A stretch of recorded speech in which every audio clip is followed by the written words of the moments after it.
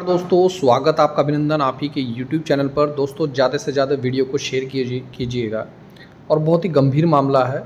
और शायद आपने देखा होगा दोस्तों कि उत्तराखंड में हाल ही में ही फॉरेस्ट उसके होमगार्ड भर्ती के फॉर्म निकले हैं। तो आपने यहाँ पर ये भी देखा होगा जो होमगार्ड की भर्ती है वो केवल और केवल शारीरिक दक्षता के आधार पर वो उसमें चयनित होंगे।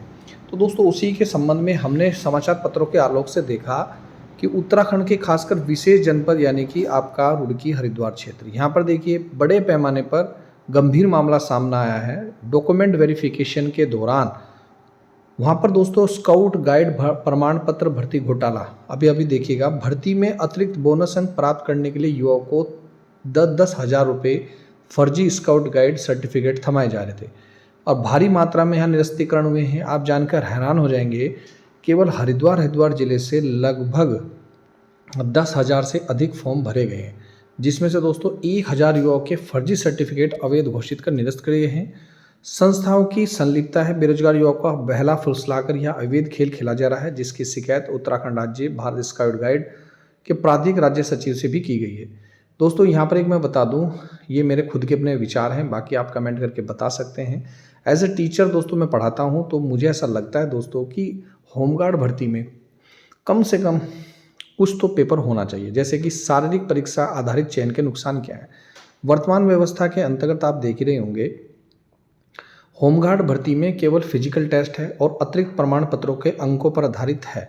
इस व्यवस्था के बहुत सारे दुष्परिणाम हो सकते हैं। नंबर 1, भ्रष्टाचार को बढ़ावा। लोग क्या कर रहे हैं, इसमें हो सकता है कि भाई फिजिकल में लोग बढ़ा चढ़ा कर नंबर ले लें, चलो वो अलग बात है, लेकिन सर्टिफिकेट जिस तरीके से स्काउट गाइड के सर्टिफिकेट बन रहे हैं, इसी तरह के अर्जी फर्जी सर्टिफिकेट लगाकर वो मेरिट में ऊपर आ जाएंगे और मेरिट में आने के लिए फर्जी खेल एनसीसी या स्काउट गाइड जाली फर्स्ट सर्टिफिकेट बनाने वाले गिरोह सक्रिय हो जाते हैं। कहीं ना कहीं योग्य उम्मीदवार के साथ ये कहीं ना कहीं अन्याय है। खाली फिजिकल नहीं होना चाहिए दोस्तों, आजकल पढ़े लिखे होने चाहिए, सबको नॉलेज होनी चाहिए।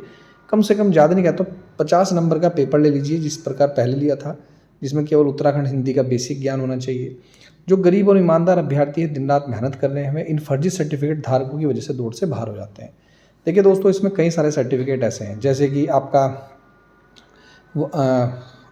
वाहन का सर्टिफिकेट होना चाहिए आपके पास, ठीक है, ड्राइविंग लाइसेंस की बात कर रहा हूँ मैं।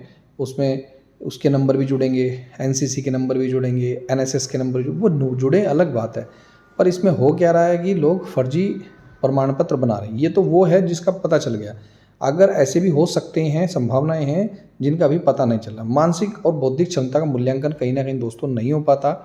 होमगार्ड को कानून व्यवस्था भी करनी है, ट्रैफिक नियंत्रण भी करना है, आपदा प्रबंधन में पुलिस के साथ कंधे से कंधा मिलाकर भी काम करना है।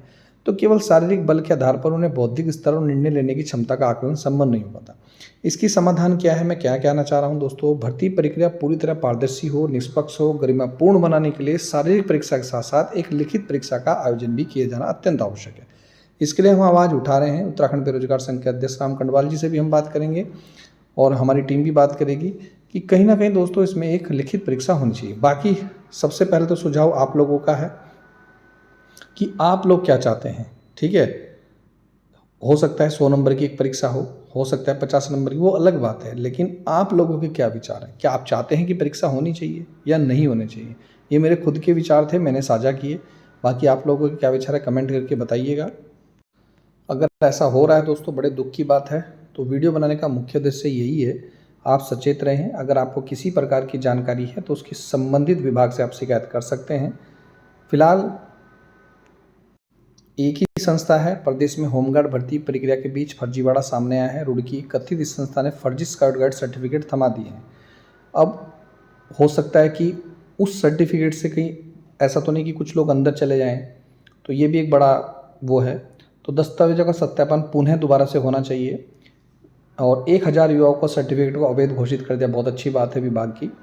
तो एक भी बच्चा ऐसा नहीं होना चाहिए जो गलत तरीके से अंदर एंट्री कर ले। बाकी आप लोगों के क्या विचार है, कमेंट करके बताइएगा। मिलता हूँ नेक्स्ट वीडियो में। वीडियो देखने दोस्तों धन्यवाद। जय हिंद, जय उत्तराखंड।